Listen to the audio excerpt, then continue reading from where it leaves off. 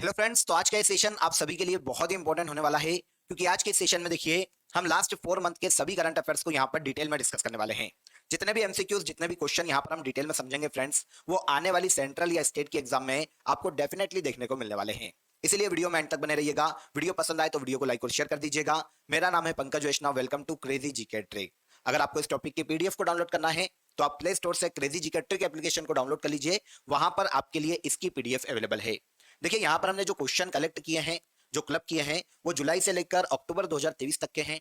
इसके पहले मतलब जनवरी से लेकर जून 2023 तक के क्वेश्चन के लिए मैंने आपको पहले भी एक वीडियो दिया था। अगर आपने वो वीडियो नहीं देखा है तो डिस्क्रिप्शन बॉक्स में आपको इसकी लिंक मिल जाएगी। आप इस वीडियो को भी जाकर एक बार देख लीजिएगा। अगर आप हमारे साथ जुड़कर तैयारी करना चाहते हैं, ये ग्लोबल इनोवेशन इंडेक्स 2023 में भारत की रैंक क्या है, वेरी वेरी इंपॉर्टेंट, नोट कर लीजिएगा।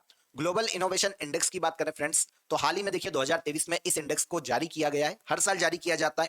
किसी भी देश में इनोवेशन कितने ज्यादा होते हैं, संभावनाएं इनोवेशन की कितने ज्यादा है, इस आधार पर इस इंडेक्स को हर साल तैयार किया जाता है। 2023 में 132 देशों को, 132 कंट्रीज को इस इंडेक्स में जगह दी गई, जिसमें भारत 40वें स्थान पर है। आंसर ए यहां पर सही हो जाएगा। जारी कौन करता है इसकी भी हम बात बाद में करेंगे। पहले देखिए यहीं पर आपको पता चल जाएगा, वर्ल्ड इंटेलेक्चुअल प्रॉपर्टी ऑर्गेनाइजेशन, जिसे विश्व बौद्धिक संपदा संगठन के नाम से जाना जाता है, इस संगठन के द्वारा हर साल इस इंडेक्स को जारी किया जाता है। 2023 में 132 कंट्रीज, जैसा कि अभी हमने बात की, इंक्लूड की गई है, जिसमें भारत 40वें स्थान पर रखा गया है।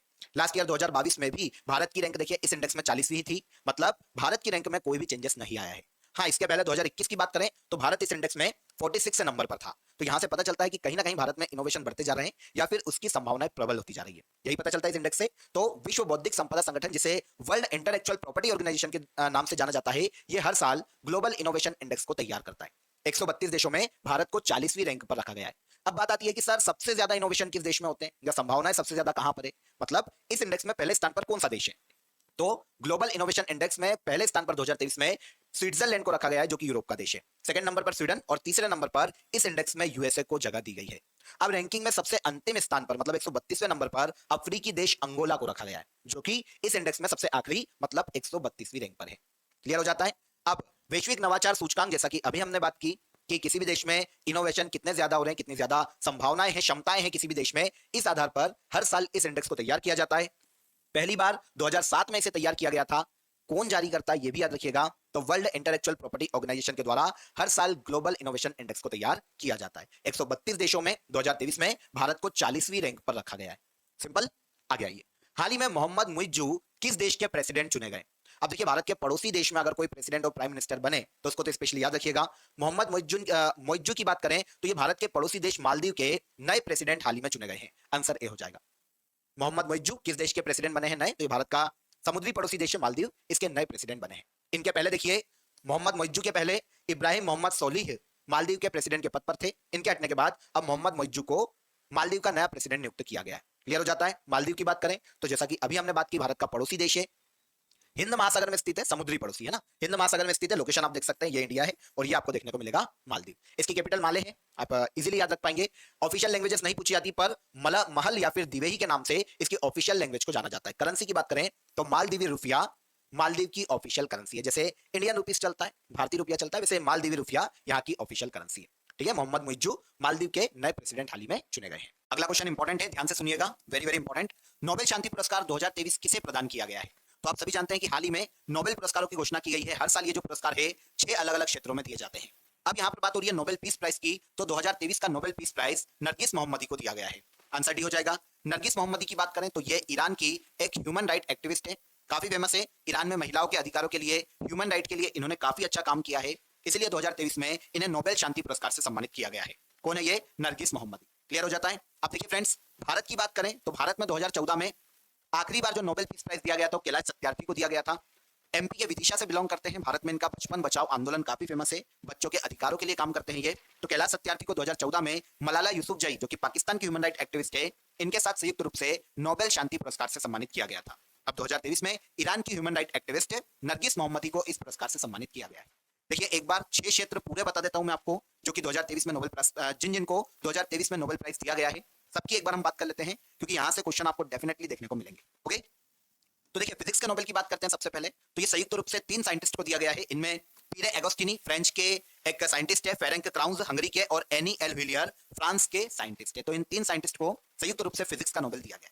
केमिस्ट्री के नोबेल की बात करें तो मुंजी जी बावेंडी, तीनों यूएसए के, ठीक है, जिनको केमिस्ट्री का नोबेल दिया गया। तो मुंजी जी बावेंडी यूएसए के, लुई ई ब्रूस और एलेक्सी आई एक्यूमेव, ये तीनों ही यूएसए के हैं, साइंटिस्ट हैं, जिन्हें केमिस्ट्री का नोबेल दिया गया है 2023 में। थोड़ा साइड हो जाता हूं, पॉज करके आप इन्हें एक बार पढ़ सकते हैं अच्छे से।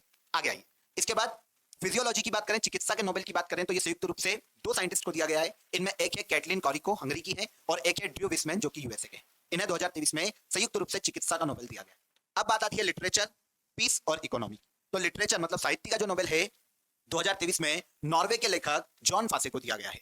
पीस अभी हमने बात की, नोबेल पीस प्राइज नरगिस मोहम्मदी को दिया गया है, ईरान की है। और इकोनॉमी के नोबेल की बात करें तो ये क्लाउडिया गोल्डिन को दिया गया है 2023 में, जो कि यूएसए की एक इकोनॉमिस्ट है। तो 6 ये नोबेल प्राइज है 2023 में। साइड हो जाता हूं, एक बार पॉज करके पढ़ लीजिएगा, जो कि 2023 में दिए गए। क्लियर? आगे आइए। 2023 में साहित्य के लिए नोबेल पुरस्कार से किससे सम्मानित किया गया? इजीली बता दोगे। साहित्य या लिटरेचर का जो नोबेल है वो दिया गया है जॉन फासे को। कहां के राइटर है? तो ये नॉर्वे के लेखक है, नॉर्वे के राइटर हैं, जिन्हें 2023 में साहित्य के नोबेल पुरस्कार से सम्मानित किया गया। ठीक है ना? इन्होंने जो मानवीय भावनाएं हैं उनको काफी इजी वे में, सरल शब्दों में अपने जो बुक्स हैं उनमें बताया है, इसीलिए साहित्य में इनके योगदान के कारण 2023 में इन्हें साहित्य के नोबेल से सम्मानित किया गया। 2022 में लास्ट ईयर जो साहित्य का नोबेल है वो फ्रांस की एक लेखिका को दिया गया था, जिनका नाम है एनी एनॉक्स। ठीक है। इंडिया की बात करें तो इंडिया में लिटरेचर मतलब साहित्य का सबसे पहली बार नोबेल रविंद्रनाथ टैगोर को दिया गया था। भारत में साहित्य का नोबेल पाने वाले पहले व्यक्ति हैं कौन? रविंद्रनाथ टैगोर। ठीक है।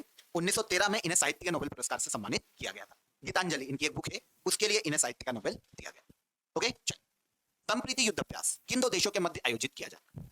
एक शॉर्ट ट्रिक मैं आपको बताता हूं। देखिए, अभी हमने रविंद्रनाथ टैगोर की बात की। इन्होंने क्या किया है? इन्होंने भारत और बांग्लादेश दोनों का राष्ट्रीय गान लिखा है। तो एक ही व्यक्ति में दोनों देशों की संप्रीति है, भारत और बांग्लादेश की, इसीलिए संप्रीति युद्धाभ्यास का आयोजन भारत और बांग्लादेश के मध्य में आयोजित किया जाता है। ठीक है ना? 2023 में इसके 11वें संस्करण का आयोजन मेघालय के उमरोई में किया गया है, भारत में। दोनों देशों के मध्य सैन्य सहयोग को साझा करने के उद्देश्य से, आपसी सहयोग बढ़ाने के उद्देश्य से, द्विपक्षीय संबंधों को बढ़ावा देने के उद्देश्य से हर साल संप्रीति युद्धाभ्यास का आयोजन किया जाता है। भारत और बांग्लादेश में संयुक्त रूप से आयोजित किया जाता है। ठीक है ना? तो 11वां संस्करण मेघालय के उमरोई में आयोजित किया गया है। इसके पहले देखिए जो 10वां संस्करण था फ्रेंड्स, उसका आयोजन किया गया है बांग्लादेश के जशोर सैन्य स्टेशन पर लास्ट ईयर 2022 में। संप्रीति युद्धाभ्यास के अलावा भारत और बांग्लादेश की नौसेना के मध्य में बोंगो सागर युद्धाभ्यास का भी आयोजन किया जाता है। तो संप्रीति के अलावा बोंगो सागर युद्धाभ्यास को भी याद रखिएगा, पूछा जा सकता है। गणित का प्रतिष्ठित रामानुजन पुरस्कार 2023 किसे प्रदान किया गया? तो रामानुजन पुरस्कार को शास्त्र रामानुजन पुरस्कार के नाम से जाना जाता है। ठीक है। 2023 में ये जो पुरस्कार है मैथ्स के असिस्टेंट प्रोफेसर को दिया गया, जिनका नाम है रुक्सियांग झांग। Answer D. कहां के? तो देखिए कैलिफोर्निया यूनिवर्सिटी, जो कि यूएसए के बर्कले में स्थित है, यहां पर ये मैथ्स के असिस्टेंट प्रोफेसर हैं, जिनका नाम है रुक्सियांग झांग। इन्हें 2023 के लिए शास्त्र रामानुजन पुरस्कार से सम्मानित किया गया। ओके। अब ये पुरस्कार किसके द्वारा दिया जाता है? तो तमिलनाडु में एक यूनिवर्सिटी है जिसका नाम है शास्त्र यूनिवर्सिटी। इसके द्वारा पूरे वर्ल्ड में 32 ईयर से कम के जितने भी गणित में योगदान देने वाले व्यक्ति हैं, गणित के आप प्रोफेसर बोल लो या जो भी, जो कि मैथ्स में अपना जिन्होंने योगदान दिया हो और जिनकी एज 32 वर्ष से कम हो, ऐसे व्यक्तियों को, ऐसे गणितज्ञ को हर साल ये पुरस्कार प्रदान किया जाता है। पूरे विश्व में किसी को भी दिया जा सकता है। कौन देता है? शास्त्र यूनिवर्सिटी देती है, भारत के तमिलनाडु की यूनिवर्सिटी। हर साल श्रीनिवास रामानुजन, जो कि भारत में गणितज्ञ रहे हैं, बहुत ही फेमस, उनके जन्म दिवस मतलब 22 दिसंबर को इस पुरस्कार को प्रदान किया जाता है। पहली बार 2005 में इस पुरस्कार की घोषणा की गई थी भारत में। ठीक है ना? शास्त्र रामानुजन पुरस्कार है। देश का पहला दिव्यांग खेल सेंटर अटल बिहारी वाजपेयी दिव्यांग स्पोर्ट्स सेंटर किस राज्य में स्थित है? तो पूरे देश का पहला देखिए दिव्यांग खेल सेंटर है, स्पोर्ट्स सेंटर है। भारत में जो दिव्यांग है, जो फिजिकली चैलेंज्ड जितने भी लोग हैं, दिव्यांग है, उन्हें खेलों के क्षेत्र में आगे बढ़ाना, खेलों के प्रति उन्हें प्रोत्साहित करने के उद्देश्य से भारत का पहला दिव्यांग खेल सेंटर अटल बिहारी वाजपेयी के नाम से मध्य प्रदेश के ग्वालियर में बनाया गया है। आंसर सी हो जाएगा। किस स्टेट में है? तो मध्य प्रदेश में। हाल ही में भारत के पीएम नरेंद्र मोदी ने इस दिव्यांग स्पोर्ट्स सेंटर का इनॉग्रेशन किया है, एमपी के ग्वालियर। नाम रखा गया है भारत के पूर्व पीएम के नाम पर, जिनका नाम है अटल बिहारी वाजपेयी। कहां पर है? एमपी में, एमपी के ग्वालियर में। ठीक है। उद्देश्य बता चुका हूं, दिव्यांगों की खेलों में भागीदारिता को बढ़ावा देने के उद्देश्य से इसे स्थापित किया गया। सीमा सुरक्षा संगठन, जिसे बीआरओ के नाम से जाना जाता है, इसके नए महानिदेशक कौन नियुक्त किए गए हैं?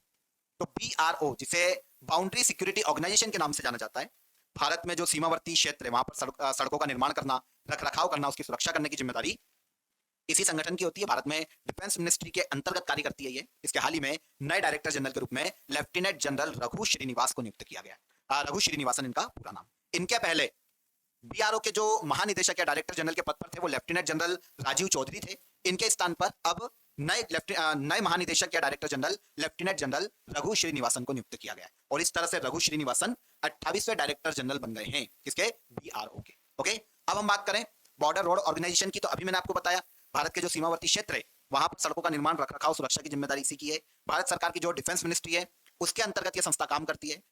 स्थापना इसकी 7 मई 1960 को हुई थी और इसका हेडक्वार्टर कैपिटल में होगा, मतलब नई दिल्ली में स्थित है।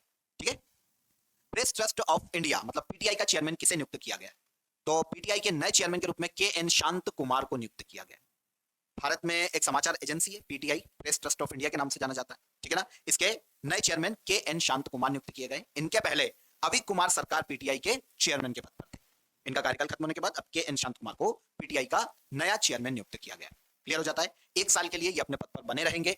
इसके अलावा हिंदुस्तान टाइम्स के सीईओ प्रवीण सोमेश्वर को पीटीआई का वाइस चेयरमैन नियुक्त किया गया। हालांकि वाइस चेयरमैन से क्वेश्चन नहीं पूछा जाएगा, लेकिन चेयरमैन हमको याद रखना पड़ेगा। तो पीटीआई के नए चेयरमैन के एन शांत कुमार को बनाया गया है। पीटीआई भारत में एक प्रमुख समाचार एजेंसी है जिसको देखिए 1947 में स्थापित किया गया था, लेकिन इसने ऑफिशियली काम करना शुरू किया था 1949 में। ओके, ठीक। इसके बाद देखिए हाल ही में नरेंद्र मोदी ने किस राज्य में रामागुंडम एनटीपीसी परियोजना का इनॉग्रेशन किया है, तो रामागुंडम एनटीपीसी परियोजना की बात करें तो ये भारत के तेलंगाना राज्य में स्थित है। देखिए रामागुंडम को याद रखिए क्योंकि यहाँ पर हमें थर्मल पावर स्टेशन भी देखने को मिलता है, सोलर एनर्जी प्रोजेक्ट भी यहाँ पर देखने को मिलते हैं, इसीलिए समय समय पर रामागुंडम काफी सुर्खियों में रहता है।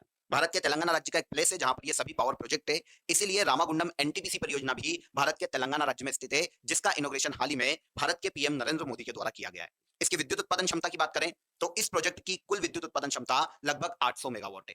क्योंकि इसका निर्माण एनटीपीसी के द्वारा किया गया है, तो यहां पर हमको एनटीपीसी को भी समझना पड़ेगा। NTPC national thermal power corporation के नाम से जाना जाता है, जो कि देखिए भारत का largest public sector power generating company है, सार्वजनिक क्षेत्र की कंपनी है। इसकी स्थापना 7 नवंबर 1975 में की गई थी। हेडक्वार्टर की बात करें तो ये नई दिल्ली में स्थित है और वर्तमान में इसके चेयरमैन और मैनेजिंग डायरेक्टर के पद पर श्री गुरदीप सिंह है। क्लियर हो जाता है। अगर यहां पर हमारा क्वेश्चन की बात करते हैं तो रामाकुंडम एनटीपीसी परियोजना से है, तो ये भारत के तेलंगाना राज्य में है, याद रखिएगा। हाल ही में इजराइल ने फिलिस्तीन के आतंकी समूह हमास के खिलाफ कौन सा ऑपरेशन शुरू किया है, तो काफी सुर्खियों में है। इन दोनों के मध्य में एक वॉर छिड़ गई है फ्रेंड्स, इजराइल और फिलिस्तीन के मध्य में। दोनों ही एशिया के देश हैं। फिलिस्तीन का एक आतंकवादी समूह है जिसका नाम हमास है, इसने आतंकवादी हमला किया है इजराइल में। अब इजराइल ने खुद को प्रोटेक्ट करने के लिए और अपने नागरिकों की रक्षा के लिए ऑपरेशन आयरन स्वॉर्ड की घोषणा की है, तो आंसर डी यहां पर सही हो जाएगा। आतंकी समूह हमास के खिलाफ ऑपरेशन आयरन स्वॉर्ड इजराइल सरकार के द्वारा चलाया गया है। क्लियर। हमले के दौरान देखिए इजराइल के नागरिकों की रक्षा के लिए, विपरीत कार्रवाई के लिए जवाब देने के लिए इस ऑपरेशन की घोषणा इजराइल की गवर्नमेंट के द्वारा की गई है। अभी जैसा कि हमने बात की, इजराइल एक एशिया महाद्वीप का देश है, एक अरब देश है, जिसकी कैपिटल देखिए जेरूसलम है। यहाँ पर ऑफिशियली हिब्रू लैंग्वेज बोली जाती है और यहाँ के प्राइम मिनिस्टर काफी सुर्खियों में आ गए एक बार फिर से, जिनका नाम है बेंजामिन नेतन्याहू। भारत के काफी क्लोज फ्रेंड भी हैं, इसलिए भी हमें इजराइल के बारे में सारी इंफॉर्मेशन पता होनी चाहिए। ओके, 19वें एशियाई खेलों में पदक तालिका में भारत कौन से स्थान पर रहा है, वेरी वेरी इंपॉर्टेंट। आप सभी जानते हैं कि अक्टूबर 2023 में 19वें एशियाई गेम्स का आयोजन चीन के हांगजू में किया गया है। इसमें पदक तालिका में ऑल ओवर भारत चौथे स्थान पर रहा है, आंसर डी। ओके, भारत के कुल खिलाड़ियों ने, टोटल खिलाड़ियों ने जो मेडल जीते हैं वो 107 है, ध्यान रखना है ना, 107 मेडल है। और अभी तक एशियाई खेलों में ये भारत का सबसे अच्छा प्रदर्शन है, बेस्ट प्रदर्शन बोला जा सकता है। 107 मेडल में से 28 इंडिया के एथलीट या खिलाड़ी जो हैं वो गोल्ड लेकर आए, 38 हम सिल्वर लेकर आए हैं और 41 हम ब्रॉन्ज मेडल जीत कर आए। इस तरह से 107 मेडल के साथ चीन के हांगजू में आयोजित 19वें एशियाई गेम्स में भारत पदक तालिका में चौथे स्थान पर रहा है। वैसे हमारे मेडल 107 आए, लेकिन हमने टोटल जो खिलाड़ी भेजे थे इन गेम्स में वो 655 थे। ठीक है, छोटी सी इन्फॉर्मेशन है, लेकिन एग्जाम में हो सकता है साइड इन्फॉर्मेशन भी पूछी जाए। तो एशियन गेम्स में भारत ने कितने खिलाड़ियों का दल भेजा है, तो ये भी याद रखिएगा, 655 खिलाड़ियों का दल भेजा है। अब भारत तो पदक तालिका में आ जाता है चौथे स्थान पर। आपके दिमाग में क्वेश्चन आएगा, सर पहले स्थान पर कौन, दूसरे स्थान पर कौन, तो आइए यहाँ पर हम मेडल टेली देखते हैं। आयोजन कहां पर हुआ है, एशियन गेम्स 2023 का चीन के हांगजू में हुआ है। तो पहले स्थान पर भी मेडल टेली में चीन है। चीन ने टोटल देखिए 383 मेडल अपने नाम किए हैं, इनमें से 201 मेडल गोल्ड है। सिल्वर और ब्रॉन्ज इनके नहीं पूछे जाएंगे तो आप छोड़ सकते हैं, लेकिन 201 गोल्ड मेडल के साथ चीन पदक तालिका में पहले स्थान पर है। ऑल ओवर इसने 383 मेडल अपने नाम किए। सेकंड पर जापान है जिसने 189 मेडल जीते हैं एशियाई गेम्स में, जिसमें से 52 गोल्ड है। और रिपब्लिक ऑफ कोरिया इस मेडल टेली में देखिए तीसरे स्थान पर है, 190 मेडल रिपब्लिक ऑफ कोरिया ने जीते हैं, इनमें से 42 गोल्ड मेडल है। इंडिया सबसे ज्यादा इंपॉर्टेंट हो जाता है, तो इंडिया इस मेडल टेली में चौथे स्थान पर है। 107 मेडल में से हमारे पास 28 गोल्ड, 38 सिल्वर और 41 ब्रॉन्ज मेडल है। और पदक तालिका में हम चौथे स्थान पर है 19वें एशियाई गेम्स में। ओके, देखिए फ्रेंड्स, भारत की ओर से जो ओपनिंग सेरेमनी में जो फ्लैग बैरियर हैं वो कौन थे, ये भी क्वेश्चन आ सकता है। तो ये भारतीय हॉकी टीम के कप्तान हरमनप्रीत सिंह और मुक्केबाज लवलीना बोरगोहेन थी। और यहीं पर क्लोजिंग सेरेमनी की बात करें तो इसमें भारत के फ्लैग बैरियर हॉकी टीम के गोलकीपर पीआर श्रीजेश थे। क्लियर। तो फ्लैग बैरियर ओपनिंग सेरेमनी में और क्लोजिंग सेरेमनी में दोनों में पता चल जाता है। अब देखिए भारत ने सबसे ज्यादा मेडल इस गेम्स में जो जीते हैं वो एथलेटिक्स में जीते हैं। आप पार्टीशन छोड़ दीजिए, टोटल याद रखिए कि 29 मेडल हम एथलेटिक्स में लेकर आए और अभी तक एशियन गेम्स में हमारा सबसे अच्छा प्रदर्शन है और एथलेटिक्स में भी सबसे अच्छा प्रदर्शन है। अब अगली बार जो 20वें एशियाई गेम्स आयोजित किए जाएंगे वो जापान के नगोया में 2026 में आयोजित किए जाएंगे। कहां पर? जापान के नगोया। कौन से एशियाई गेम्स होंगे ये? 20वें एशियाई गेम्स होंगे। ओके, आई होप समझ में आएगा। अब देखिए 19वें एशियन गेम्स, जैसा कि अभी मैंने आपको बताया, आयोजन कहां पर? चीन के होंगजू में। कब से कब तक? 23 सितंबर को